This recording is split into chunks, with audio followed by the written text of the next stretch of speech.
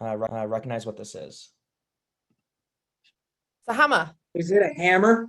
It's a hammer. Oh my God, it's a hammer. Okay. What are the two a hammer? What are the two a hammer? Thank you. Two a hammer. Thank you, Liz. What are the two main ways to use a hammer?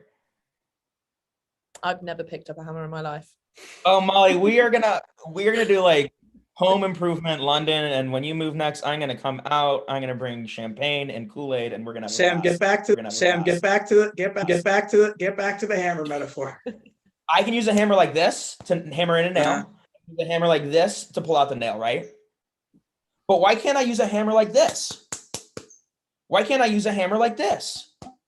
Why can't I use a hammer like this? Hammer like this, right? This, right? Think about it. This is such a simple tool that even though Molly's used it, she can recognize it. Look how simple of a tool this is. And I can use this incorrectly so many different ways. And now think about all the amazing tools that we're going to be talking about very shortly, like Cognism and Outreach and Outreach.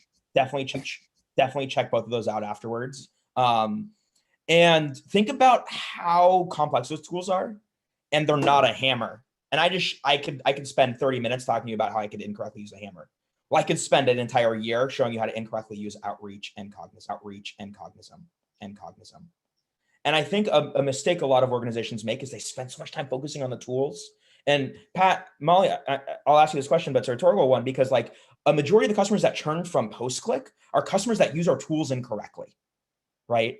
And so when I think about selling, I want to first focus on, do we have the selling fundamentals